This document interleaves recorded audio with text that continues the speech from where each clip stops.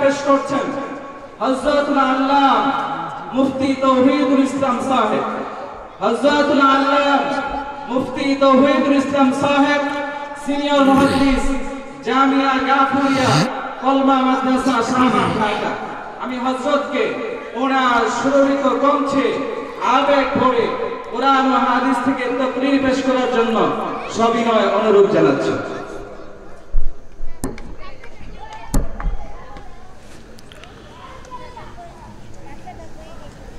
আসসালামু আলাইকুম ওয়া রাহমাতুল্লাহি ওয়া বারাকাতুহু। আলহামদুলিল্লাহি ওয়াস সালাতু আলা নাবিয়্যিহি ওয়াল ওয়াজনু ওয়াল আদলু ওয়াল ফাযলু ওয়ান নাযমু ওয়াল আযমু বিল জাযম بوحدته بكبريائه بسلطان وبإعلان وبإتقان وبإيمان وبيان في فرقان وحده لا شريك له وحده بوحدة موحدا بوحده وحيدا وأحدا بلا مدد وجدد ونصب ووصف في الكمال لا شريك له ولا نظير له ولا مثل له ولا مثال له ولا مقارن له ولا مكاظم له ولا مداني له ولا مضارع له ولا جلد بلد ولد جسد رسو جزو نزو عظم له ثم نشهد أن سيدنا وسندنا ونبينا ومولانا مؤيدنا مخدومنا منظومنا معصومنا مقصودنا أجدر الخلق جديرنا ثم نشهد أن حبيب ربنا ومحبوب جدلنا ونزلنا وغسلنا إيماننا مبين فرقاننا هذه سبيلنا رونق جدراننا هو عدوة قدوة نظمة أسوة حسنة بدلائله القاهرة الغالبة الظاهرة الباطنة صعد إلى سدرة المنتهى في ليلة المعراج كشف الدجى ثم دنا فتدلى فكان قاب قوسين أو أدنى أما بعد فأعوذ بالله من الشيطان الرجيم بسم الله الرحمن الرحيم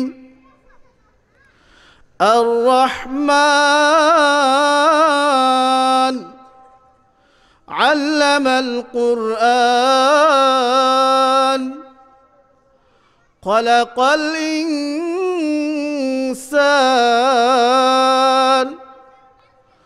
وقال تعالى في آية أخرى إنا نحن نزلنا الذكر وإنا له لحافظون وقال سيد البشر والجن محمد رسول الله صلى الله عليه وسلم ألا كلكم راع وكلكم مسؤول عن رعيته أو كما قال عليه الصلاة والسلام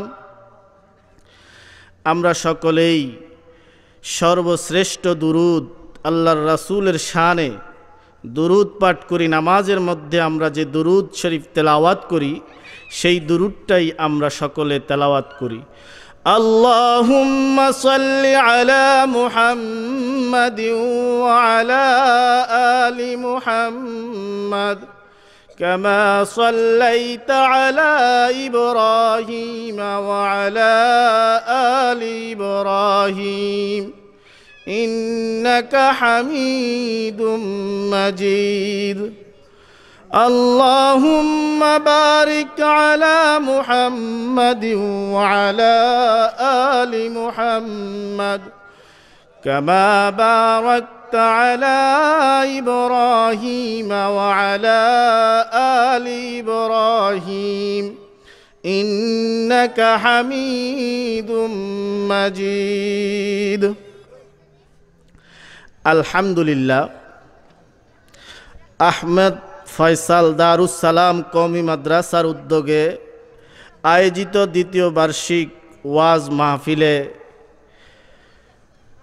স্টেজে উপস্থিত গণ্যমান্য ব্যক্তিবর্গ, উলামায়ে ইজম এবং আমার সামনে উপস্থিত দিন দরদি মুসলমান ভাইয়েরা, পর্দার আড়ালে মা ও বোনেরা, আমরা সর্বপ্রথম সেই মহান রব্বে করিমের দরবারে শুকরিয়া আদায় করছি যে আল্লাহ সুবহানাহু ওয়া তাআলা এই মাইকের আওয়াজ যতটুকুন পৌঁছাচ্ছে, এই মাহফিলের প্রচার প্রসার যতটুকুন হয়েছে, ততটুকুন জায়গা থেকে আমাদের মুষ্টিময় কিছু মানুষকে যাচাই বাছাই করে এমন একটা বরকতময় মজলিসে, হাদিসের পরিভাষায় জালিসুর রহমান, এমন একটা জান্নাতি পরিবেশে, জান্নাতের এক বাগানে এসে উপস্থিত হওয়ার তৌফিক দান করেছেন।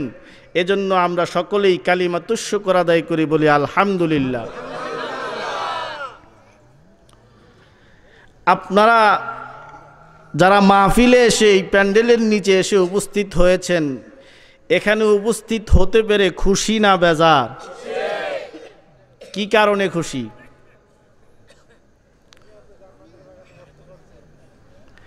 কারণটা একটু ভালো করে জানলে ভালো হয় না? আল্লাহর রাসূল হাদিসে কুদসিতে বলেন, মেশকাত শরীফের মধ্যে হাদিসটি বর্ণিত হয়েছে, পৃথিবীতে যেই কোনো জায়গায় আল্লাহর জিকির, আল্লাহর কালামের আলোচনা, কোরআন হাদিসের আলোচনা যেখানে হয়, ওই জায়গাটার মধ্যে আল্লাহ সুবহানাহু ওয়া তাআলার ফেরেশতা বাহিনী এসে পুরা প্যান্ডেলটা, পুরা জায়গাটা ঘিরে ফেলে। শুধু কি ঘিরে ফেলে, এই ঘিরে ফেলার উপরে আরেক দল ফেরেশতা তাদের উপরে সমপরিমাণ আবার ঘিরে ফেলে। সেখান থেকে এইভাবে একদল ফেরেশতার উপরে আরেক দল ফেরেশতা ঘিরে ফেলে, ঘিরতে ঘিরতে একেবারে আসমান পর্যন্ত পৌঁছায়া যায়। শুধু কি আসমান পর্যন্ত পৌঁছায়া যায়? না, আসমানের উপরে ভেদ করে একেবারে আরশে মহল্লা পর্যন্ত পৌঁছায়া যায়। আরশের মধ্যে যখন পৌঁছায়া যায়, আল্লাহ সুবহানাহু ওয়া তাআলা তো আগে থেকেই জানেন ঘটনা কি ঘটতেছে। তথাপিও আল্লাহ সুবহানাহু ওয়া তাআলা ফেরেশতাকে ডাক দিয়া বলে, ও আমার ফেরেশতা, ব্যাপার কি, তোমরা এইভাবে কেন? ফেরেশতা তখন আল্লাহ সুবহানাহু ওয়া তাআলাকে ডাক দিয়া বলে, আল্লাহ, আপনার দুনিয়াতে আপনার কিছু বান্দা আপনার জমিনে বসে আপনার আলোচনা করতেছে, আপনার আলোচনা শুনতেছে, আপনার জিকির করতেছে। আল্লাহ সুবহানাহু ওয়া তাআলা ডাক দিয়া ফেরেশতাকে বলে, ও আমার ফেরেশতারে, আমার এই বান্দারা কেন এমন জিকির করে, কেন এমন আমার আলোচনা করে, আমার কালামের আলোচনা করে? ঘটনা কি? তাদের চাহিদা কি? তাদের আকাঙ্ক্ষা কি? আপনাদের আকাঙ্ক্ষা কি? কি চাহিদা? এখানে এসে আলোচনা, কোরআনুল কারীম হাদিসের আলোচনা শুনবো, আমল করব, সবচেয়ে বড় চাহিদা, বড় আকাঙ্ক্ষা হলো আল্লাহর কাছে জান্নাত লাভ করা। নাকি বলেন? না ভিন্ন কোনো উদ্দেশ্য? ফেরেশতা ডাক দিয়া বলে, আল্লাহ, আপনার এই বান্দারা আপনার কাছে গুনাহ ক্ষমা প্রার্থনা করে এবং আপনার কাছে জান্নাত কামনা করে। আল্লাহ সুবহানাহু ওয়া তাআলা ফেরেশতাকে ডাক দিয়া বলে, ও আমার ফেরেশতারা, তোমরা সাক্ষী থেকো, আমি আমার এই বান্দাদের গুনাহসমূহ ক্ষমা করে দিলাম। এখন বলেন, সবার কি দিলের আশা গুনাহ ক্ষমা আর জান্নাত লাভ করা? এটা কি সবার দিলের আশা?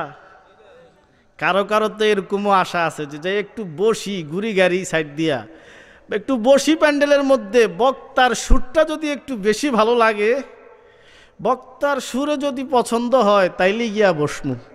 এমন কেউ আছি না আমরা? আবার অনেকেই আছে যে যাই দেখি মৌলবি কি কয়, মোল্লাই কি কয়, হুই নাই গিয়া কোনো কিছু কয় কিনা, ধরন যাইব কিনা মোল্লারে, এরকমও তো আছে কিনা? আবার অনেকেই কোনো উদ্দেশ্য নাই, এসেছিল বাজারে, আওয়াজ শুনতেছে, একটু ভালো লাগছে, যায় বসছে, দিলের মধ্যে গুনাহ মাফেরও কোনো তামান্না নাই, জান্নাত লাভেরও কোনো তামান্না নাই। এরকম আছে না? তখন ফেরেশতা ডাক দিয়া বলে, আল্লাহ, আপনার এই বান্দাদের মধ্যে সকল বান্দা তো গুনাহ ক্ষমা চায় নাই, সকল বান্দা তো আপনার কাছে জান্নাত কামনা করে নাই, সকলের নিয়ত তো সৎ নয়, সকল তো ভালো উদ্দেশ্যে এখানে উপস্থিত হয় নাই। অনেকেই তো বাজারে গিয়েছিল, পথিমধ্যে আওয়াজটা ভালো লাগার কারণে বসে গিয়েছে, অনেকেই আছে বিভিন্ন নিয়তে এখানে এই মজলিসে এসে উপস্থিত হয়েছে। আল্লাহ ডাক দিয়া বলেন, ও আমার ফেরেশতারে, আল্লাহ হাদিসে কুদসির ভাষায় বলেন, হুমুল জুলাসা লা ইয়াশকা জালিসুহুম। ও আমার ফেরেশতারা, তোমরা কান খুলে শুনে রাখো, এরা হইল এমন একটা সভাসদ, এমন একটা মজলিস, লা ইয়াশকা জালিসুহুম, এদের কেউই হতভাগা হইতে পারে না।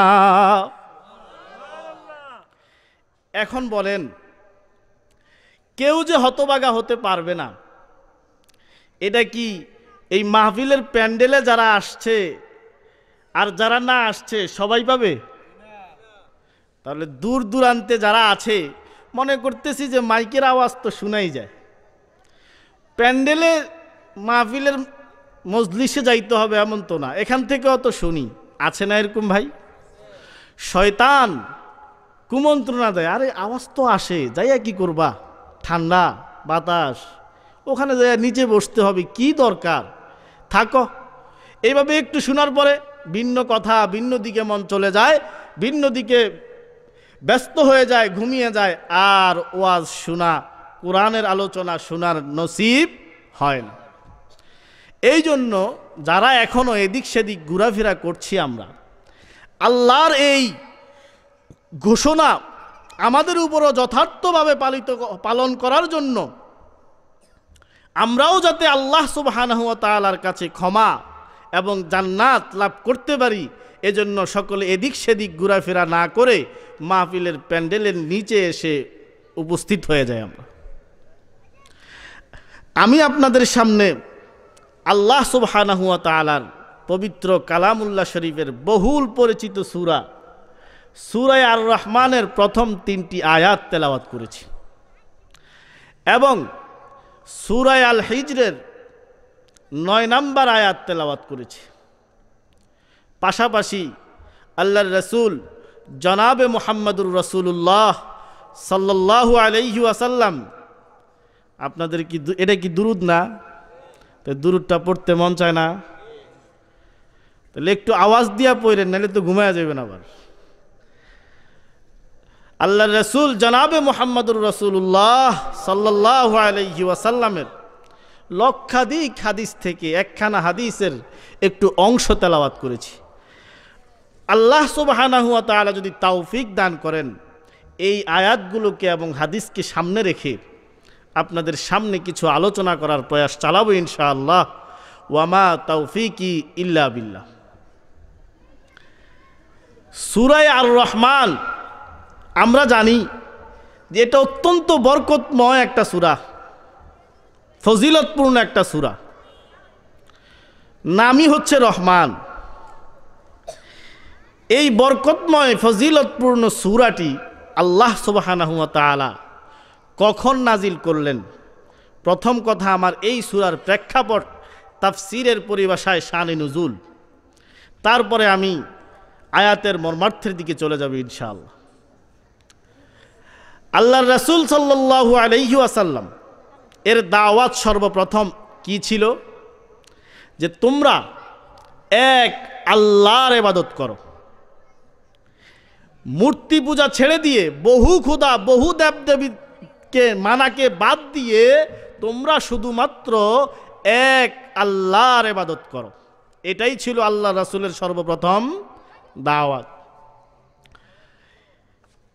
মক্কার মুশরিকেরা ইসলাম সম্পর্কে অজ্ঞ ছিল, আল্লাহ সম্পর্কে জাহেল ছিল।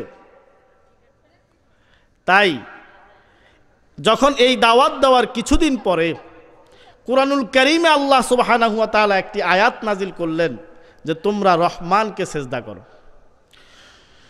তখন মক্কার মুশরিকদের মনের ভিতরে প্রশ্ন দেখা দিল যে ব্যাপার কি? দেখছো, মুহাম্মদ কিছুদিন কয় যে তোমরা এক আল্লাহরে মানো, আবার এখন কিছুদিন পরে যায় বলতেছে রহমানকে সেজদা করো। তাইলে মুহাম্মদ তো নিজের দাবিতেই নিজে ঠিক নাই, কিছুদিন আল্লাহর ইবাদত করে আর কিছুদিন রহমানের ইবাদত করতে কয়। তাইলে মুহাম্মদ ওই যে একজন রে মানো, এই কথা তো মুহাম্মদের আর ঠিক থাকলো না। যেহেতু তারা আল্লাহ এবং রহমান সম্পর্কে তাদের জানা ছিল না, অজ্ঞ ছিল, তাই তাদের মনের ভিতরে এই প্রশ্নটা দানা বেঁধেছিল। তাই তারা আল্লাহর রাসূলের দরবারে গিয়ে হাজির হয়ে যায়। আল্লাহর রাসূলের দরবারে গিয়ে তারা ডাক দিয়া বলে, ইয়া মুহাম্মদ মানির রহমান, ও মুহাম্মদ, তুমি এতদিন বলেছিলে এক আল্লাহর ইবাদত করার জন্যে, আজকে তুমি আবার বলতেছো রহমানকে সেজদা করার জন্যে। তুমি আমাদেরকে বলো মানির রহমান, এই রহমানটাকে? আল্লাহ সুবহানাহু ওয়া তাআলা আল্লাহর হাবিবের কাছে যখন এই প্রশ্ন এসেছিল রহমানকে, আল্লাহ সুবহানাহু ওয়া তাআলা তার কালামুল্লাহর মাঝে, কুরআনুল কারীমের মাঝে রহমান নামে একটা সূরা নাজিল করে দিলেন। সূরা আর রহমান নাজিল করে আল্লাহ সুবহানাহু ওয়া তাআলা এই সূরার আয়াতে আয়াতে রহমানের পরিচয় দিয়েছেন। রহমান কাকে বলে আল্লাহ বুঝিয়ে দিয়েছেন। আল্লাহ যিনি, রহমানও তিনি।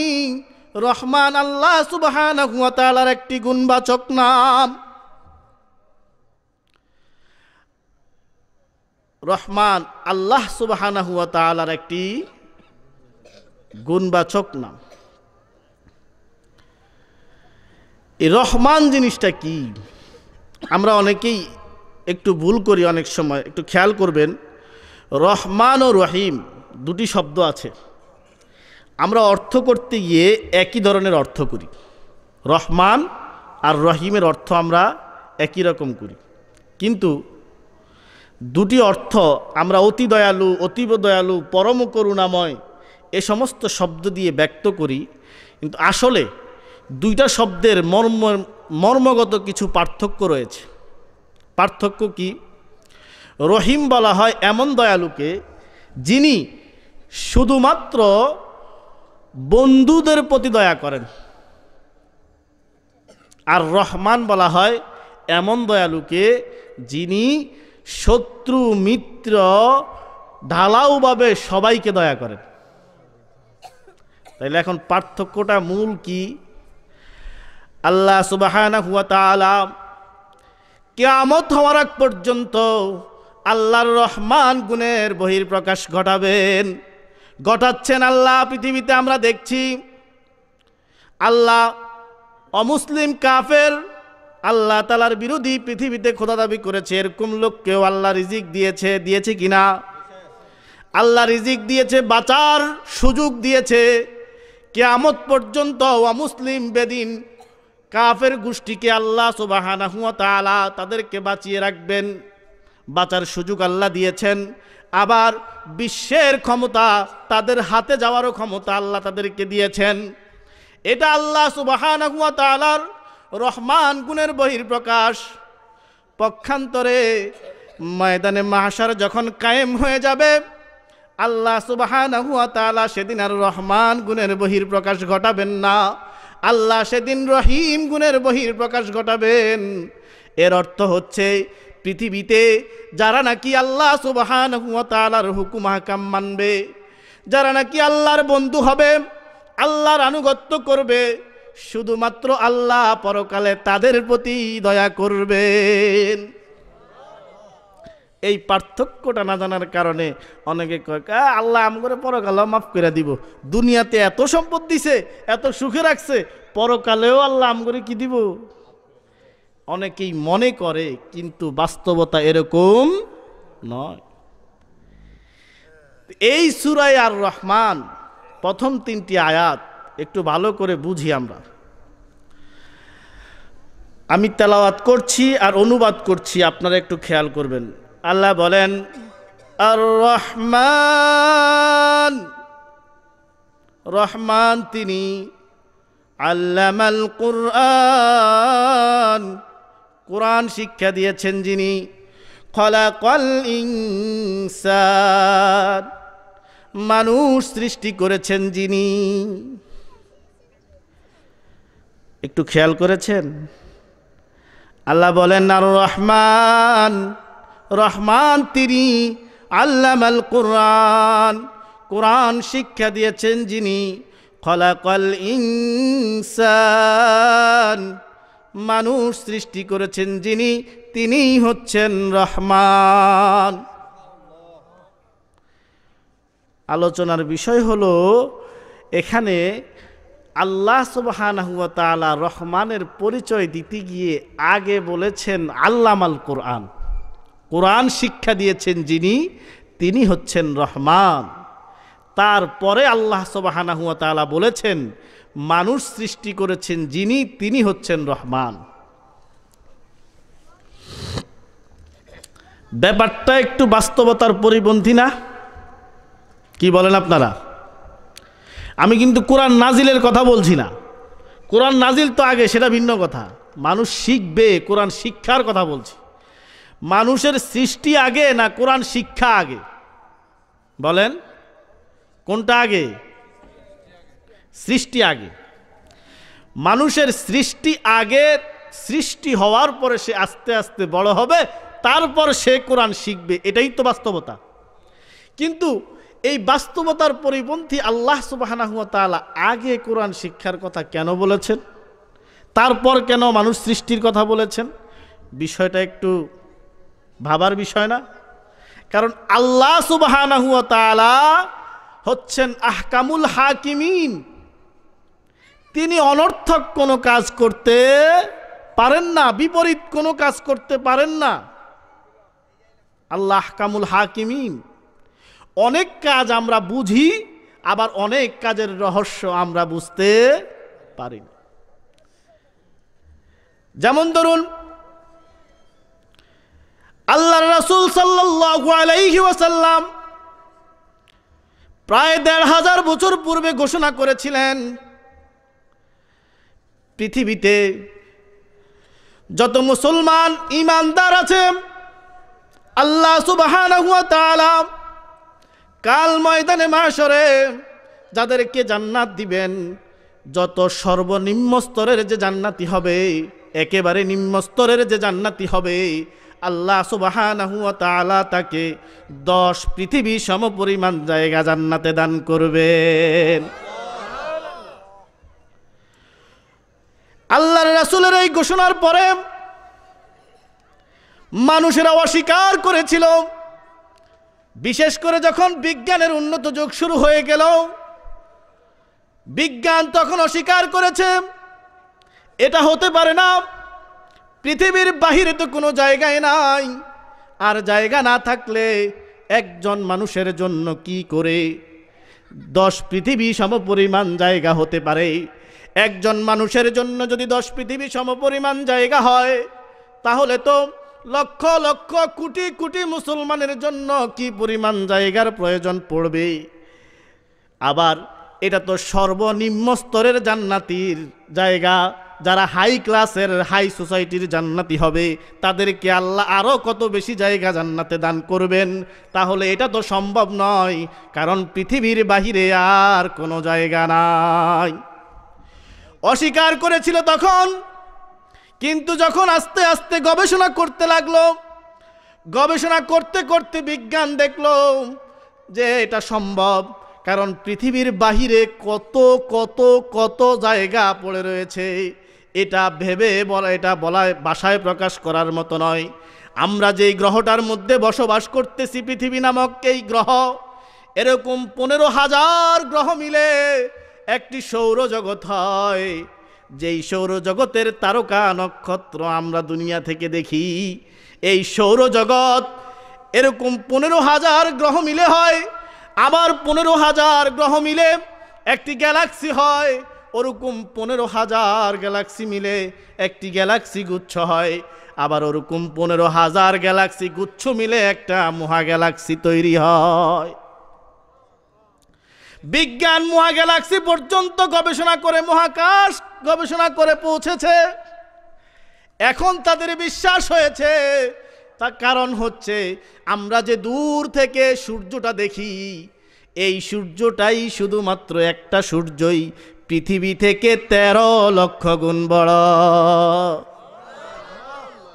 এখন বিজ্ঞান এটাকে মেনে নিয়েছে যে আল্লাহর পক্ষে দুনিয়ার বাহিরে এত জায়গা রয়েছে যে একজন মুসলমানের জন্য এরকম জায়গা দান করা সম্ভব। এরকম আরো অসংখ্য দৃষ্টান্ত রয়েছে। বিজ্ঞান প্রথমে অস্বীকার করেছিল, কিন্তু আস্তে আস্তে স্বীকার করতে বাধ্য হয়েছে। আমরা তো বলছি বিজ্ঞান যত বেশি গবেষণা করবে তত বেশি কোরআনের সাথে মিলে যাবে। মিলবে কি না? মানুষের হাতে আমলনামা দেওয়া হবে। সারা জীবনের এক একজন মানুষের 100 বছর, 200 বছর, 500 বছর, 950 বছর বেঁচে ছিল।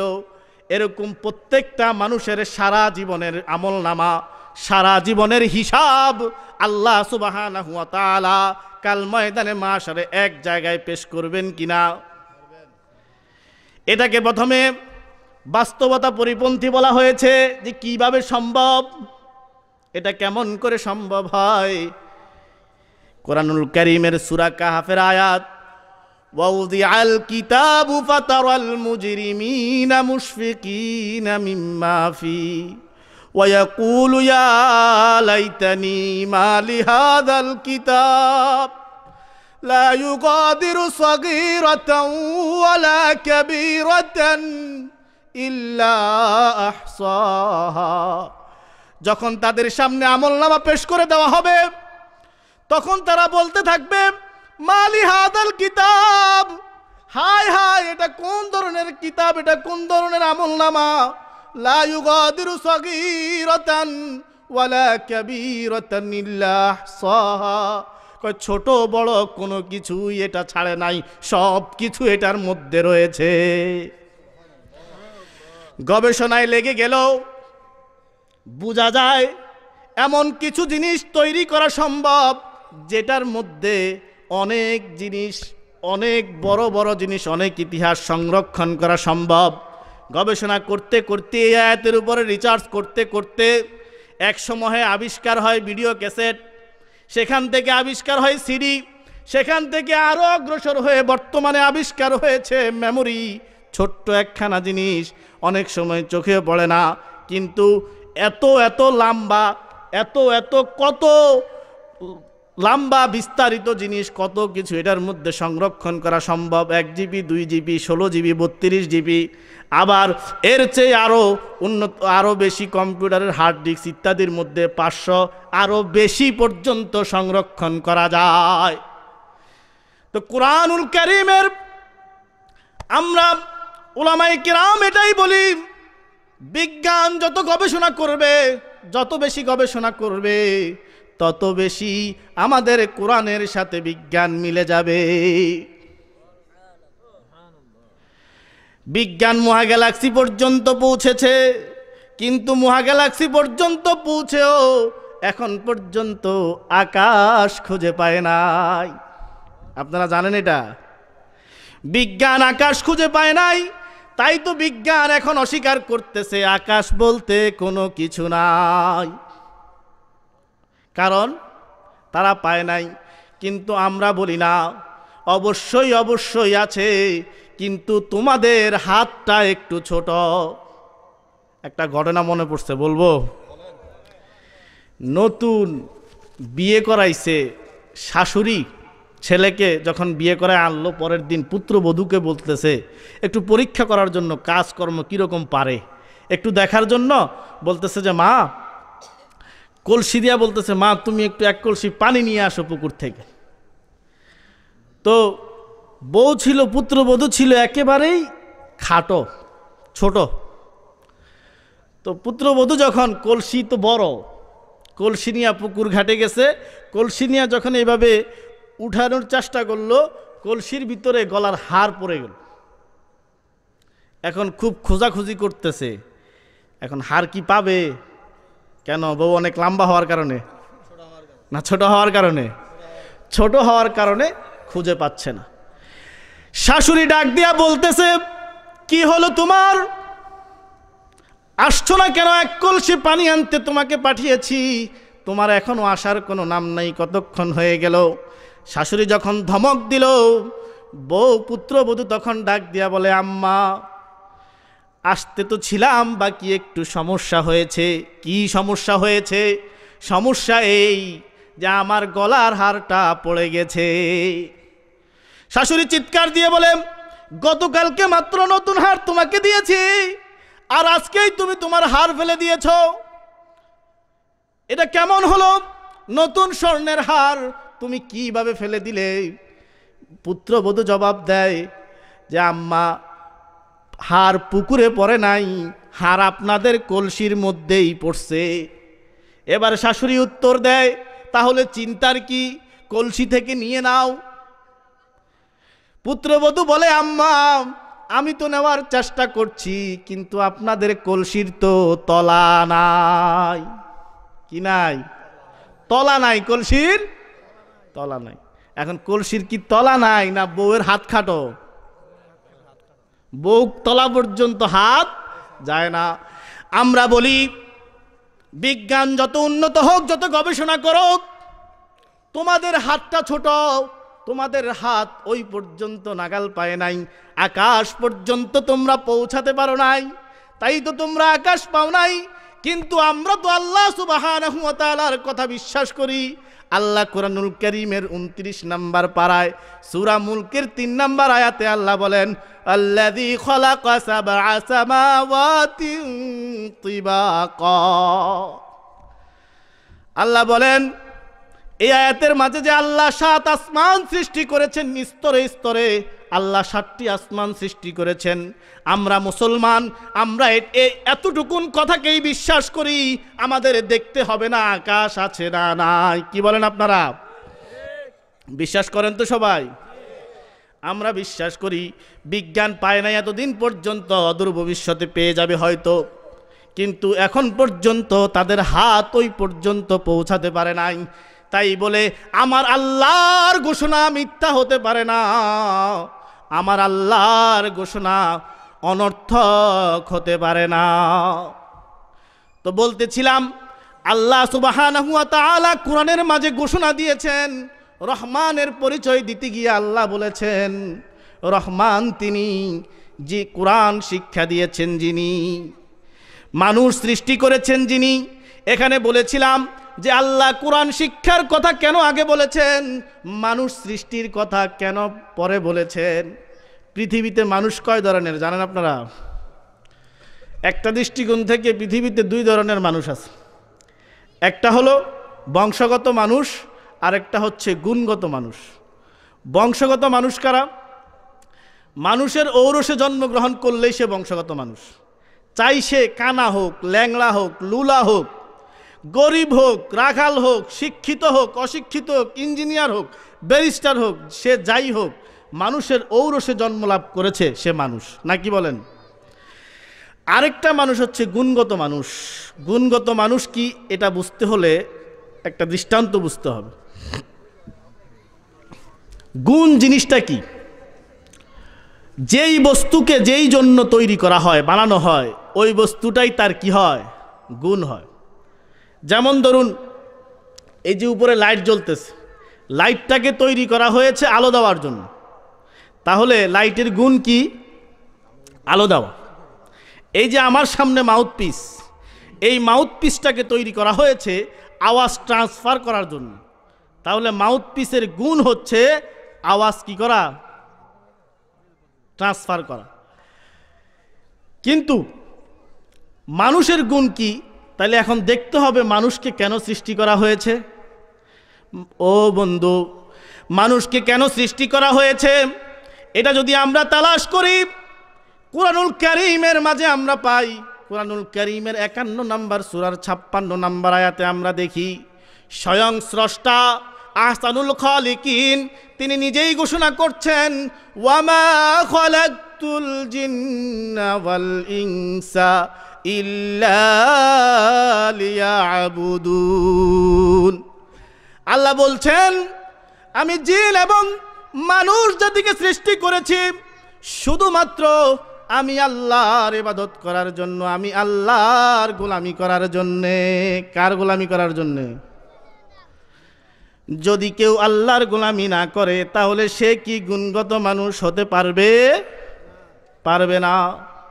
কিন্তু বর্তমানে সময় তো এমন, যারাই নাকি আল্লাহর গোলামি করবে, আল্লাহকে রব বলে ডাকবে, আল্লাহকে রব বলে স্বীকার করে নিবে, তাদের উপরে এই নির্যাতনের স্ট্রিম রোলার চলে আসবে।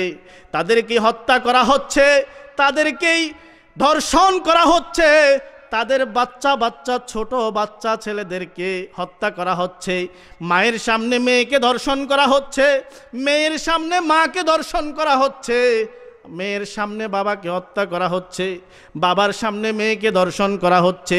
ছোট ছোট বাচ্চারা সমুদ্র পাড়ের মধ্যে মুখ থুবড়ে পড়ে আছে, তাদের গোশত কাটা হচ্ছে, শরীরের অঙ্গ প্রত্যঙ্গ কাটা হচ্ছে, ক্ষুধার তাড়নায় যার যার করে কান্দে। কিন্তু যার যার করে কাঁদলে কি হবে? তাদেরকে খাবার দেওয়া হয় না। তাদের সামনে, কুকুরের সামনে যেরকম নাকি কুকুরের গলায় রশি লাগিয়ে অনেক সময় ছোট বাচ্চারা দুষ্টামি করে, খাবারের মধ্যে কুকুর মুখ দেয়, জিহ্বাটা দেয়, আবার পিছন দিক থেকে টান মারে। ও বন্ধু, মুসলমানের সন্তানকে শুধুমাত্র আল্লাহকে রব বলে স্বীকার করেছে, এই জন্য কিন্তু মুসলমানের সন্তানদের সাথে বর্তমানে এরকম করা হচ্ছে। হচ্ছে কি না আপনারা জানেন?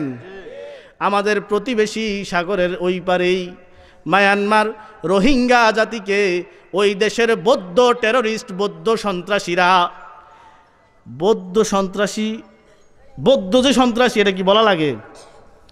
ও মুসলমান, ভালো করে শুনবেন, মুসলমান ব্যতীত যারা আছে, বৌদ্ধ, ইহুদি, খ্রিস্টান, তারা যে সন্ত্রাস, এটা কিন্তু বলার দরকার নাই। বলার দরকার আছে? এটা নতুন কোনো ইতিহাস নয়। সেই বহু হাজার হাজার বছর পূর্বে থেকে ইতিহাস, হাজার হাজার বছর পূর্বে থেকে এই অমুসলিম গোষ্ঠী ইহুদি খ্রিস্টানরা মুসলমানদেরকে এইভাবে কষ্ট দিচ্ছে। এটা নতুন কোনো ইতিহাস নয়। কোরআনুল কারীমের মধ্যে যদি আমরা দেখি, হযরতে আসিয়া আলাইহিস সালাম, ফেরাউনের স্ত্রী হযরতে আসিয়া, বিবি আসিয়া, যখন ফেরাউন তাকে ফিরাইতে পারল না, পরিশেষে ফেরাউন তাকে এমন শাস্তি দিল, ফেরাউনকে বলা হতো প্যারাগওয়ালা ফেরাউন। কোরআনের পরিভাষায় ওয়া ফিরআউনা দিল আওতাদ। কোন ফেরাউন? প্যারাগওয়ালা ফেরাউন। প্যারাগওয়ালা ফেরাউন কেন বলা হতো? কারণ হচ্ছে ফেরাউন যাদেরকে শাস্তি দিত, হাতের মধ্যে পায়ের মধ্যে প্যারাক মেরে দিত, প্যারাক দিয়ে শাস্তি দিত। এই জন্য বলা হয়েছে কোরআনে দিল আওতাদ, প্যারাগওয়ালা ফেরাউন। এই ফেরাউন বিবি আসিয়াকে সর্বশেষ যখন কোনোভাবেই ফিরাতে পারল না, তখন বিবি আসিয়ার দুই হাতের মধ্যে প্যারাক আটকিয়ে দিল, প্যারাক মেরে দিল, দুই পায়ের মধ্যে প্যারাক দিয়ে দিল। যখন এই কঠিন অবস্থায়, এটা কেন করেছিল? দোষ একটাই, সে আল্লাহকে স্বীকার করেছে, মুসা আলাইহিস সালাতু ওয়াস সালামকে নবী বলে স্বীকার করে নিয়েছে। সে আল্লাহকে ডাক দিয়া বলে, আল্লাহ, আমার আজকের এই পরিণতি এটা তো শুধুমাত্র এজন্য আমি বলেছি রব্বি আল্লাহ, রব্বি আল্লাহ, আমার রব হচ্ছেন একমাত্র আল্লাহ। এই ঘোষণাটা আমি দিয়েছি, এটাকে আমি মনে প্রাণে বিশ্বাস করেছি। এই এতটুকুন দোষ আমার, এতটুকুন অপরাধ আমার। আয় আল্লাহ, আজকে আমাকে এইভাবে আমাকে শাস্তি দিচ্ছি। তিনি দোয়া করলেন, রব্বি বিনিলি ইনদাকা বাইতান ফিল জান্নাহ। আয় আমার রব, আপনি জান্নাতে আপনার পাশে, আপনার কাছে আমার জন্য একটি ঘর নির্মাণ করে দিয়েন। তাফসিরের মধ্যে লেখে, বিবি আসিয়ার মৃত্যুর পূর্বে তার ওই জান্নাতের বাড়িটা আল্লাহ পাক তাকে দেখাইয়া দিয়েছেন। ও বন্ধু, যেটা বলতেছিলাম, শুধুমাত্র দোষ একটাই, আল্লাহকে রব বলে স্বীকার করে নিয়েছে, আল্লাহকে রব বলে স্বীকার করে নিয়েছে।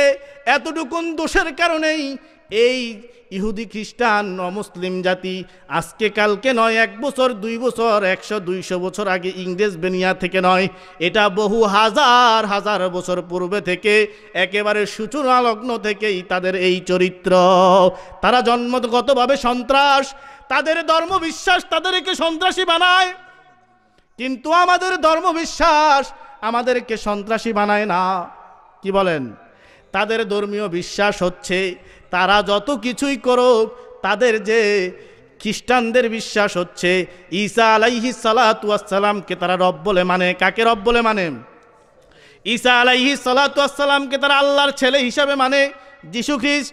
তাদের বক্তব্য হচ্ছে নাউযুবিল্লাহ, ঈসা আলাইহিস সালাতু ওয়াস সালাম শুলি কাষ্টে, ফাঁসি কাষ্টে ঝুলেছেন, এতে করে তার যত অনুসারী কিয়ামত পর্যন্ত পৃথিবীতে থাকবে, এরা যতদিন পর্যন্ত যত গুনাহ করুক না কেন, এদের শাস্তি সব কিছুর কাফারা ঈসা আলাইহিস সালাতু ওয়াস সালাম দিয়ে দিয়েছেন।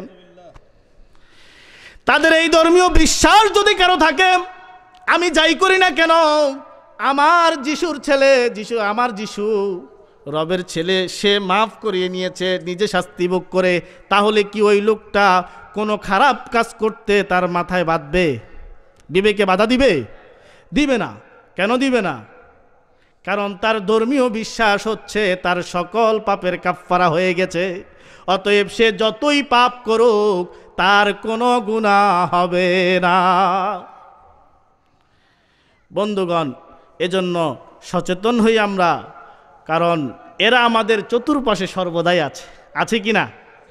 আছে। বন্ধু বেশে, আমাদের হিতাকাঙ্ক্ষী বেশে আমাদের মাঝে এসে চুপচাপ করে থেকে এক সময় যখন শক্তি যোগায়, তখন আমাদের দিকেই কি করে? আঘাত করে বসে। এজন্য সচেতন থাকবেন এবং ইসলাম সম্পর্কে সকলেই সঠিক বুঝ, সঠিক ধারণা যদি রাখতে পারি, তাহলে আর আমাদের এই সমস্যাগুলো হবে না ইনশাআল্লাহ।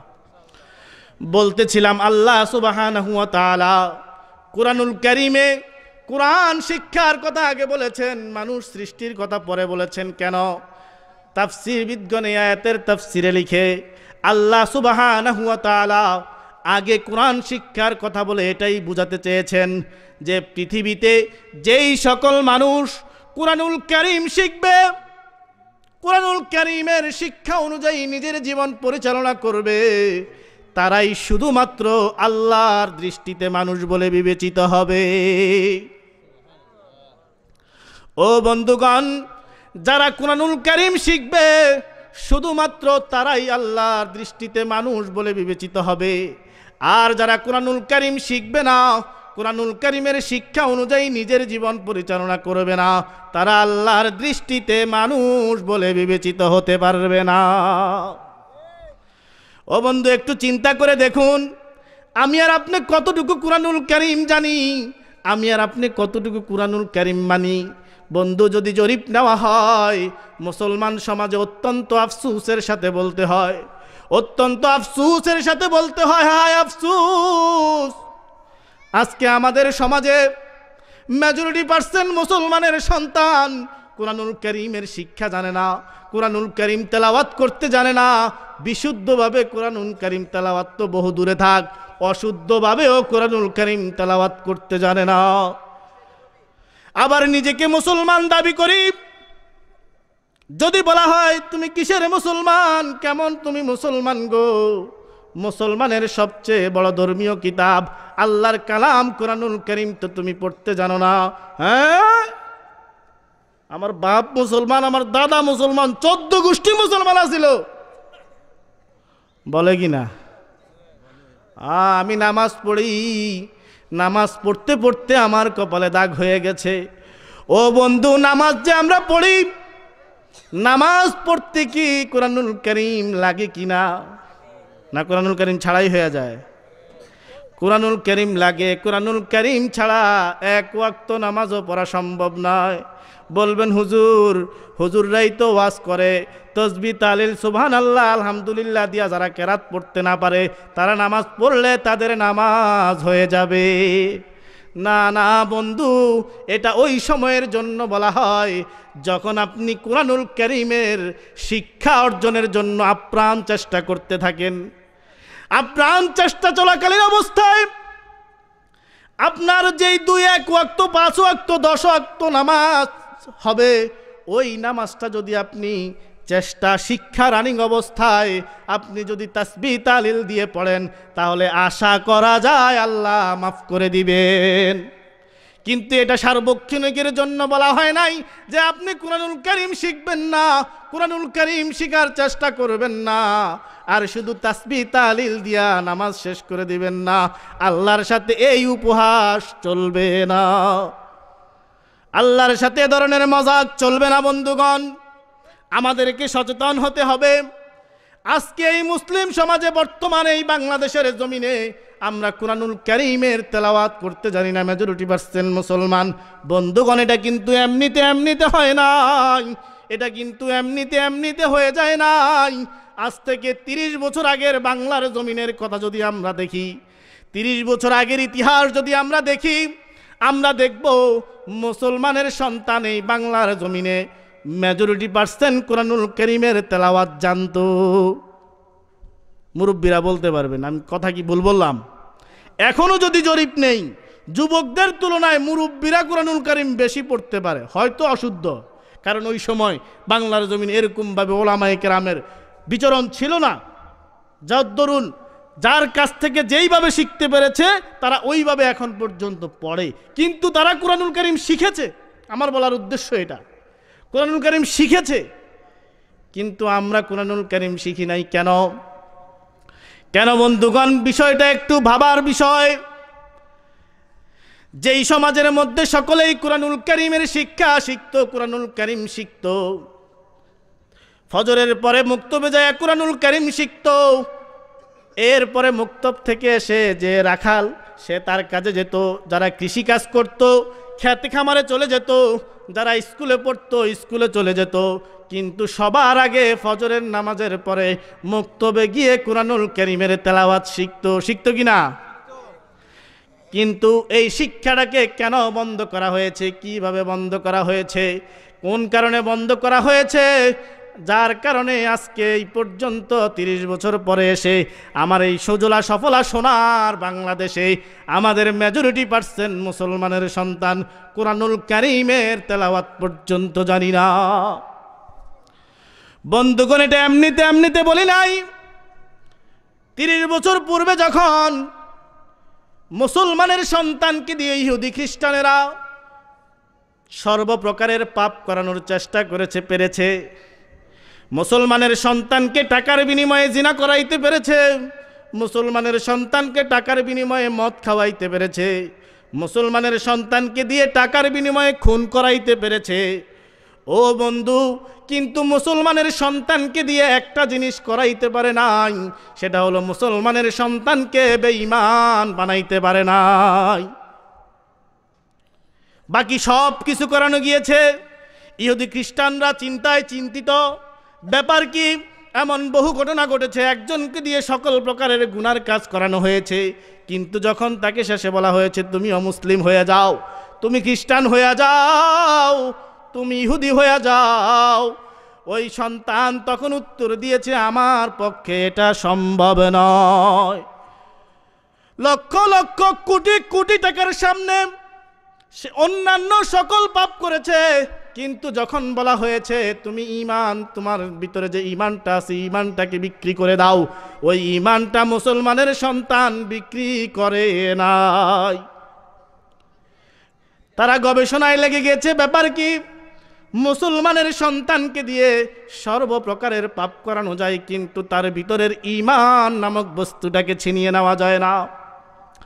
গবেষণা করে তারা যে জিনিসটা পেয়েছে সেটি হলো, মুসলমানের সন্তান যখন একেবারে ছোট্ট শিশু থাকে, একেবারে ফ্রেশ মাথা, ফ্রেশ মেধা, যেই মাথার মধ্যে কোনো কিছু ঢুকে না, একেবারেই ফ্রেশ মেধা, যখন ব্রেনটা যখন তাজা থাকে, সতেজ থাকে, ঠিক ওই সময়ে মুসলমানের সন্তানকে মক্তবে পাঠাইয়া যখন হুজুর পড়ায়া দেয়, আউযু বিল্লাহি মিনাশ শাইতানির রাজিম, বিসমিল্লাহির রাহমানির রাহিম, এখান থেকে নিয়ে শুরু করে আলিফ বা তা সা, এইভাবে একে একে যখন কায়দা আমপারা শেষ করে কোরআনুল কারীম পড়ে, ও বন্ধু, কোরআনুল কারীম তো একটা নূর। নূর কিনা? আল্লাহ কোরআনের মধ্যেই বলেছেন, নূরুম মিনাল্লাহ। এই কোরআন তো আল্লাহর পক্ষ থেকে একটা নূর। এই কোরআনের নূরের আওয়াজ যখন ওই ছোট্ট শিশুর মাথার মধ্যে পড়ে যায়, ওই ছোট্ট ফ্রেশ মেধার মধ্যে যখন কোরআনুল কারীমের নূরের আওয়াজ পড়ে যায়, ও বন্ধু, এই ছেলেটা বড় হলে গুনাহ করতে পারে, এই ছেলেটা বড় হলে পাপ করতে পারে, কিন্তু এই ছেলেটা কশিনকালেও বেঈমান হতে পারে না। কোরআনুল কারীমের নূরের বরকতে, কোরআনুল কারীমের বরকতে, আল্লাহর কালামের বরকতে, আল্লাহর কালামের নূরে এই সন্তানটা কশিনকালেও বেঈমান হতে পারে না। গ্যারান্টি দিতে পারি আমরা, গ্যারান্টি দিতে পারি আমরা, যদি কোনো সন্তানকে ছোট্টবেলায় কোরআনুল কারীম শিখান, ওই সন্তানটা কিন্তু কশিনকালেও বেঈমান হবে না। যত কিছুই করুক, যত পাপই করুক, ওই সন্তানটা কিন্তু কশিনকালেও বেঈমান হতে পারে না, এটা গ্যারান্টি দিতে পারি আমরা। ও বন্ধুগণ, তারা গবেষণা করে দেখেছে, তাই তারা অনেক কৌশলে, অনেক সূক্ষ্ম কৌশলে মুসলমানের সন্তানদেরকে কোরআনুল কারীমের শিক্ষা থেকে বঞ্চিত করে দিয়েছে। দিয়েছে কিনা? দিয়েছে কিনা? দিয়েছে। যার কারণে আজকে 20-30 বছর পরে এসে আজকে আমরা শুনি নাস্তিক নাস্তিক। 20-30 বছর আগে শুনছেন কেউ এরকম আওয়াজ? শুনছেন? মুরব্বীরা বলতে পারেন 20-30 বছর আগে বাংলার জমিনে এমন কোনো আওয়াজ শোনা যায় নাই, কিন্তু বর্তমান সময়টা এমন হয়েছে, আমাদের ঈমানের দুর্বলতা এমন হয়েছে, আমার আপনার ভাই, আমার আপনার বোন, আমার আপনার বাবা, আমার আপনার মা, আমার আপনার বন্ধু, আমার আপনার ভাতিজা, আমার আপনার নিকটজন এমন এমন কথা বলে, এমন এমন কথা, এমন এমন বিশ্বাস তারা স্থাপন করে, যেগুলোর দ্বারা তাদের ভিতরে আল্লাহর ঈমান থাকতে পারে না। ও বন্ধুগণের জন্য দুঃখের সাথে বলছি, তারা কৌশল অবলম্বন করেছে।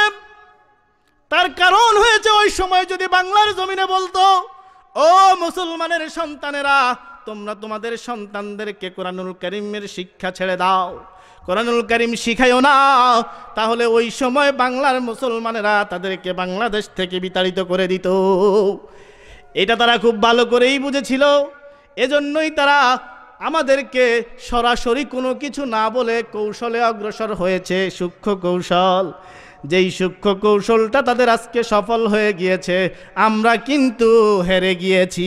হেরে গিয়েছি কিনা? ও বন্ধুগণ, মাদ্রাসা বন্ধ হয়ে গিয়েছে, মাদ্রাসার সংখ্যা কমে গিয়েছিল।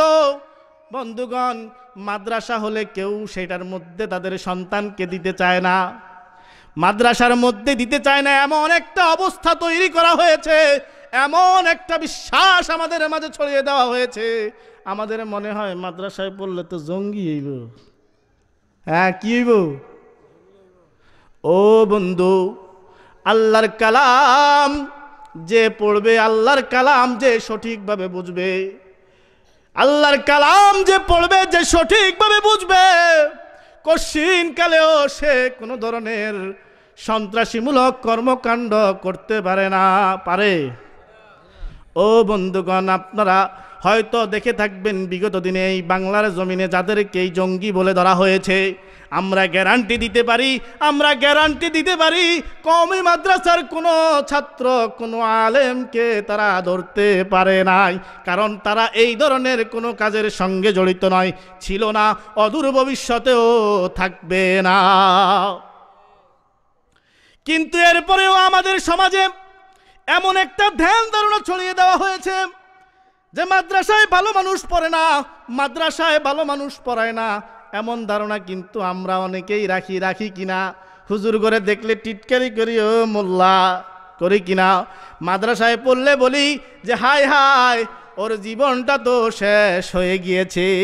আমি আমার নিজের কথা বলি বন্ধুগণ, আমি যখন ছোট ছিলাম, আমি ক্লাস 5 থেকে যখন সর্বপ্রথম কওমি মাদ্রাসায় এসে ভর্তি হই ঢাকাতে, তখন আমার অনেক আপনজন যারা নাকি হাই সোসাইটির হায়ার এডুকেটেড পারসন, তারা বলেছিল হায় হায়, ওর জীবনটা তো আপনারা শেষ করে দিয়েছেন। আমার মাকে বলেছে, ভাবি ওর জীবনটা তো শেষ, ওর তো কোনো ভবিষ্যৎ নাই, ও ভবিষ্যতে কি করে খাবে, ওর তো কোনো সার্টিফিকেট হবে না। এরকম অনেক কথাই বলেছে, কিন্তু আমার আম্মা, আল্লাহ তাকে হায়াতে তৈয়বা দান করুন, সকলেই বলি আমিন। আমার আম্মা তখন একেবারে সুদৃঢ় ছিলেন, মজবুত ছিলেন। আমার একজন উস্তাদ ছিলেন গ্রামে মুরব্বী। আমার আম্মা ওই হুজুরের কাছে জিজ্ঞাসা করেছিল, হুজুর সবাই বলে ওকে কওমি মাদ্রাসায় দিয়েছি, ওর তো জীবন শেষ, ওর তো কোনো সার্টিফিকেট হবে না। ওই হুজুর আমার উস্তাদ, আল্লাহ তাকে জান্নাতবাসী করুন, কিছুদিন পূর্বে মারা গিয়েছে। ওই উস্তাদ বলেছিলেন, আপনি কারো কোনো কথায় কান দিবেন না, যে নাকি আল্লাহর পিছে দৌড়াবে, আখিরাতের পিছনে দৌড়াবে, দুনিয়া তার পিছনে দৌড়াবে। আর যে দুনিয়ার পিছনে দৌড়ায়, দুনিয়া তার থেকে দূরে সরে যায়, দুনিয়া তার থেকে দূরে সরে যায়। আর যে দুনিয়াকে লাথি মারতে পারে, দুনিয়া তার কাছে আসে কিনা? এই কথাটা বলতেছি এজন্য, আজকে আমি আপনাদের সামনে বসে আলোচনা করতেছি। আমার জীবনে এমন ঘটনা ঘটেছে। এরকমভাবে এই যে একটা মাদ্রাসার উদ্যোগে একটা মাহফিল হচ্ছে, বলতে অত লজ্জা হয়, এই এলাকায় কত সন্তান আছে, কত ছোট ছোট সন্তান আছে, কিন্তু মাদ্রাসার ছাত্র কয়জন? কিন্তু মাদ্রাসার ছাত্র কয়জন? বিষয়টা একটু ভাবার দরকার না? ও বন্ধুগণ, গ্যারান্টি হিসাবে নিয়ে যান, যদি কোনো সন্তানকে আপনি মাদ্রাসায় পড়ান, কুরআনুল কারীম শিখান, এই সন্তানটা কাল ময়দানে মাশরে আপনার জান্নাতে যাওয়ার জরিয়া হয়ে যাবে। এই হাফেজে কোরআন আপনার জান্নাতে যাওয়ার মাধ্যম হবে। কিন্তু যদি নিজের সন্তানকে কুরআনুল কারীম না শিখাইতে পারেন, কুরআনুল কারীম যদি না শিখাইতে পারেন, নিজে যদি কুরআনুল কারীম না শিখতে পারেন, কাল ময়দানে মাশরে কিন্তু ওই ছেলেই ওই সন্তানই আমাকে আপনাকে টেনে হিঁচড়ে জাহান্নামের দিকে নিয়ে যাবে। আমাদের সন্তানদের প্রতি আমাদের দায়িত্ব আছে কিনা? কি বলেন, আছে কিনা? ও বন্ধু, আমি আমার আলোচনার শেষ দিকে চলে এসেছি। আমি আপনাদের সামনে ছোট্ট একখানা হাদিসের অংশ তেলাওয়াত করেছিলাম। আলা কুল্লুকুম রাইন ওয়া কুল্লুকুম মাসউলুন আন রাইয়াতিহি। আরেকটা আয়াত তেলাওয়াত করেছিলাম, ওটার আর আলোচনা করার সুযোগ হবে না হয়তো। তো এই হাদিসের মধ্যে আল্লাহ রাসূল বলেন, আলা, আল্লাহ রাসূল সাহাবায়ে কিরামকে সম্বোধন করে বলতেছেন, আলা সতর্কবাণী উচ্চারণ করে হরফে তামবি বলে সতর্কবাণী, সাবধান সাবধান, ভালো করে শুনো। কুল্লুকুম রাইন, তোমরা প্রত্যেকেই দায়িত্ববান। ওয়া কুল্লুকুম মাসউলুন আন রাইয়াতিহি, আর তোমাদের প্রত্যেককেই তোমাদের দায়িত্ব সম্পর্কে জিজ্ঞাসা করা হবে। ও বন্ধু, আমার সন্তান আছে, আমার ছেলে মেয়ে আছে, আমি তাদের দায়িত্ববান, তারা আমার অধীনস্থ, আমার অধীনে কর্মচারী আছে, আমি তাদের দায়িত্ববান, তারা আমার অধীনস্থ। কাল ময়দানে মাহশরে কিন্তু আল্লাহর কাঠগড়ায় আমাকে জবাবদিহি করতে হবে। বন্ধু, এটা ছোট্ট খাট্ট বিষয় নয়। আল্লাহর কাঠগড়ায় দাঁড়ালে সেদিন কোনো মিথ্যা বলা যাবে না, মুখ দিয়ে কোনো কথা বলার সুযোগ সেদিন হবে না। হাত পাও কথা বলবে, অঙ্গ প্রত্যঙ্গ কথা বলবে। সূরা ইয়াসিনের মধ্যে আল্লাহ বলেছেন মুখ বন্ধ করে দিবে, আলিয়াউমা নাখতিমু আলা আফওয়াহিহিম। আয়াতের মধ্যে আল্লাহ বলেছেন হাত পাও অঙ্গ প্রত্যঙ্গ কথা বলবে। ও বন্ধুগণ, আল্লাহর দরবারে আল্লাহর কাঠগড়ায় দাঁড়িয়ে কিন্তু সেদিন মিথ্যা বলা যাবে না। বিষয়টা অনেক কঠিন। হযরত ওমর ফারুক রাদিয়াল্লাহু তাআলা আনহু, ইসলামের দ্বিতীয় খলিফা, আল্লাহর রাসূল সাল্লাল্লাহু আলাইহি ওয়াসাল্লাম যে 10 জন সাহাবীকে জান্নাতের সার্টিফিকেট দিয়েছিলেন, তাদের মধ্যে হযরত ওমর একজন আশারায়ে মুবাশশারার অন্তর্ভুক্ত। আবার আল্লাহর রাসূল বলেছেন লাউ কানা নাবিয়্যাম বাদি লাকানা উমর, আমার পরে যদি কেউ নবী হতো তাহলে ওমরই নবী হতো, ওমর নবী হতো। কিন্তু আমার পরে কেউ নবী হবে না, এই জন্য ওমরও নবী হবে না। অর্থাৎ ওমর রাদিয়াল্লাহু তাআলা আনহুর ভিতরে নবুয়তি মেজাজ ছিল, নবুয়তি গুণ ছিল। এই হযরত ওমর ফারুক রাদিয়াল্লাহু তাআলা আনহু যখন খলিফা, তখন নিজের আরামের ঘুমকে বিসর্জন করে দিয়ে গভীর রজনীতে ঘুরতে থাকতেন, গভীর রজনীতে অলিতে গলিতে হাঁটতেন। তার দেশের কোনো প্রজা, কোনো মুসলমান ভাই কি কষ্টে আছে কিনা, দায়িত্বে কোনো অবহেলা হয় কিনা, না জানি এই দায়িত্ব সম্পর্কে আল্লাহর কাছে জবাবদিহি করতে হয়। একদিন এরকম হাঁটছে, ঘটনা সংক্ষেপে বলি, আপনারা সকলেই মোটামুটি জানেন। হাঁটছে, দূর থেকে মিটি মিটি আলো জ্বলছে। হযরত ওমর ফারুক রাদিয়াল্লাহু তাআলা আনহু এই আলোটা দেখে আস্তে আস্তে করে কাছে গেলেন। কাছে যাওয়ার পরে বাচ্চাদের কান্নার আওয়াজ শুনলেন। বাচ্চাদের কান্নার আওয়াজ শোনার পরে হযরত ওমর ফারুক রাদিয়াল্লাহু তাআলা আনহু ওই বাড়িতে গিয়া দরজার মধ্যে ঠক ঠক করে আওয়াজ দিলেন। ভিতর থেকে মহিলা বলতেছেন, কে তুমি? হযরত ওমর ফারুক রাদিয়াল্লাহু তাআলা আনহু চিন্তা করলেন, যদি আমি বলি যে আমি খলিফা, তাহলে মূল ঘটনাটা এখানে জানা যাবে না, শোনা যাবে না। হযরত ওমর ফারুক রাদিয়াল্লাহু তাআলা আনহু বলতেছেন, মা আপনি দরজাটা খুলুন, কি হয়েছে আপনি আমাকে খুলে বলুন। হযরত মহিলা যখন দরজা খুলল, হযরত ওমর ফারুক রাদিয়াল্লাহু তাআলা আনহুকে চিনল না। কেন চিনল না? ওই সময় তো এরকম অবস্থা ছিল না যে কেউ একজন সামান্য একটা পদের অধিকারী হলে এলাকায় ব্যানার ফেস্টুন দিয়ে ছেয়ে ফেলতো। যোগাযোগ ব্যবস্থা এত আধুনিক ছিল না, যার দরুন খলিফাতুল মুসলিমিনকে সবাই চিনত না। মহিলা খলিফাতুল মুসলিমিন হযরত ওমরকে চিনে নাই। মহিলা বলে, তুমি চলে যাও, আমার কোনো কিছুর প্রয়োজন নাই, তুমি চলে যাও। হযরত ওমর রাদিয়াল্লাহু তাআলা আনহু বলেন, মা আমার কাছে বলুন না, দেখি আমি কি করতে পারি।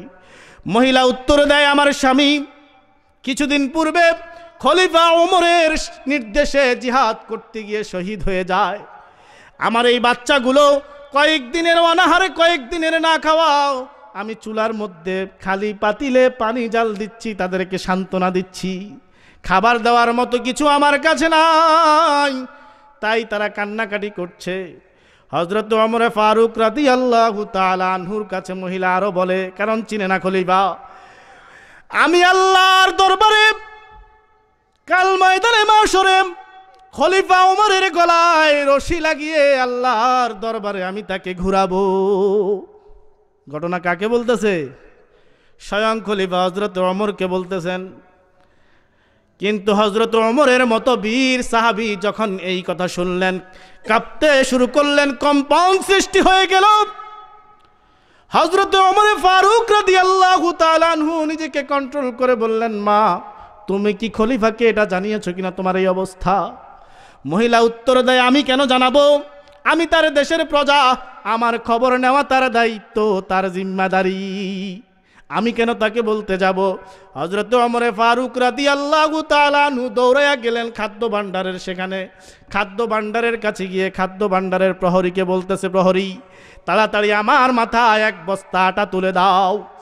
খাদ্য ভাণ্ডারের প্রহরী ডাক দিয়া বলে, খলিফাতুল মুসলিমিন, এটা কেমন কথা? আমি প্রহরী জীবিত থাকতে আমি আপনার মাথার মধ্যে কিভাবে আটার বস্তা উঠিয়ে দেই? আপনি বলুন, আমি আমার মাথায় করে নিয়ে যত দূর দেওয়া লাগে আমি নিয়ে যাব। হযরত ওমর ফারুক রাদিয়াল্লাহু তাআলা আনহু ডাক দিয়া বলেন, খাদ্য ভাণ্ডারের প্রহরী, আজকে তুমি আমার অধীনস্থ, আজকে তুমি খাদ্য ভাণ্ডারের প্রহরী, আমি খলিফাতুল মুসলিমিন। আজকে তুমি আমার মাথার বস্তাটা তুমি নিতে চাচ্ছ, কিন্তু কাল ময়দানে মাশরে যখন আমি ওমরের গলায় রশি লাগানো হবে, তখন তো তুমি এসে বলবে না, খলিফাতুল মুসলিমিন, আমি দুনিয়াতে আপনার খাদ্য ভাণ্ডারের প্রহরী ছিলাম, আজকে আপনার গলার রশিটা আমার গলায় লাগিয়ে দেন। এই কথা তো তুমি বলবে না। অতএব আমি যা বলছি তাই করো, আমার মাথার মধ্যে তুমি একটা বস্তা দিয়ে দাও। হযরত ওমর বস্তা নিয়ে গেলেন, বাচ্চাদের মুখে খাওয়াইয়া হাসি ফুটাইয়া তারপর ফিরে আসলেন।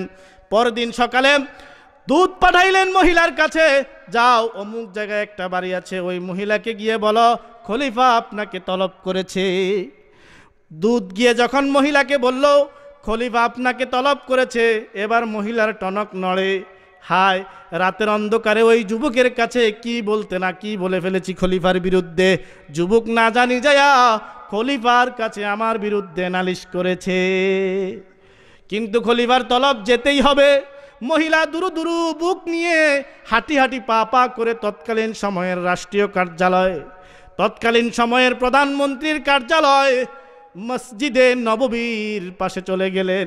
গিয়ে দেখলেন মসজিদে নববীর মধ্যে কয়েকজন লোক বসা, দেখলেন রাতের যুবকটাও সেখানে বসা। এবার মহিলা কাঁপতে শুরু করলেন, হায় ওই যুবক তো দেখি এখানেও বসা, নিশ্চিত ওই যুবক খলিফার কাছে আমার বিরুদ্ধে নালিশ করেছে। একজনকে জিজ্ঞাসা করতেছে, ভাই ওই যে যুবকটা দেখা যায়, ওই যুবকটা কে? উনি উত্তর দিলেন, ইনি হচ্ছেন খলিফাতুল মুসলিমিন হযরতে ওমর। এবার মহিলার আর দাঁড়িয়ে থাকতে পারছে না, পড়ে যাওয়ার অবস্থা। ভয়ে এমন অবস্থার সৃষ্টি হয়েছে, হযরত ওমর ফারুক রাদিয়াল্লাহু তাআলা আনহু মসজিদে নববীর ভিতর থেকে বিষয়টা লক্ষ্য করলেন। লক্ষ্য করার পরে তিনি ডাক দিলেন, মা আপনি আসুন, আপনার কোনো ভয় নাই, আপনি আসুন। আসার পরে খলিফা হযরত ওমর রাদিয়াল্লাহু তাআলা আনহু বলছেন, মা, এভাবে মাথা থেকে পাগড়িটা খুলে দিয়ে বললেন যে, মা এই পাগড়ি দিয়ে আমার গলায় রশি লাগিয়ে আপনি মদিনার অলিতে গলিতে আমি ওমরকে আপনি ঘুরান, কিন্তু আপনার কাছে একটা অনুরোধ, আপনি কাল ময়দানে মাশরে আমার গলায় রশি লাগাবেন না। ও বন্ধু, সার্টিফিকেট প্রাপ্ত, জান্নাতের সার্টিফিকেট প্রাপ্ত সাহাবী হওয়ার পরেও, ইসলামের দ্বিতীয় খলিফা হওয়ার পরেও, এরপরেও দায়িত্ব অবহেলা ছিল না, অজানা ছিল। যখন জানতে পেরেছেন তাৎক্ষণিক ব্যবস্থা গ্রহণ করেছেন। এরপরেও দায়িত্ব এতটুকু অবস্থা, এতটুকু কম্পন সৃষ্টি হয়েছে।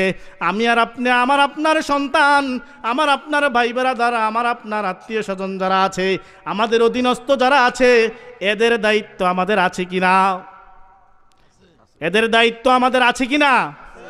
যদি এদের দায়িত্ব আমাদের থাকে, এদেরকে কুরআনুল কারীম না শিক্ষা দেওয়ার কারণে, এদেরকে মাদ্রাসায় না পাঠানোর কারণে, কাল ময়দানে মাশরে যদি আল্লাহ আমাদেরকে দাঁড় করায়া দেয়, আমাদের কিন্তু জবাব দেওয়ার কোনো সুযোগ থাকবে না। এজন্যই আল্লাহর রাসূল বলেছেন, আলা কুল্লুকুম রাইন ওয়া কুল্লুকুম মাসউলুন আন রাইয়াতিহি, তোমরা প্রত্যেকেই দায়িত্ববান। অতএব এই যে মাদ্রাসা আহমদ ফয়সাল দারুস সালাম, এই মাদ্রাসায় আমরা সকলেই আমাদের সন্তানদেরকে কুরআনুল কারীম শিক্ষা দেওয়ার জন্য দিতে প্রস্তুত আছি কিনা ভাই? ইনশাআল্লাহ। আল্লাহ পাক আমাদেরকে কবুল করুন, সকলেই বলি আমিন। নিজের সন্তান, নিজের আত্মীয় স্বজন, পাড়া প্রতিবেশীর সন্তান, এদেরকে মাদ্রাসায় দিয়ে আমরা কুরআনুল কারীম শিক্ষার ব্যবস্থা করে দিব। হতে পারে এতটুকুনকে জরিয়া করে আল্লাহ পাক আমাদের জন্য জান্নাত লিখে দিবেন। আল্লাহ পাক আমাদের সবাইকে কবুল করুন। ওয়া মা আলাইনা ইল্লাল বালাগ। আসসালামু আলাইকুম ওয়া রাহমাতুল্লাহি ওয়া বারাকাতুহু।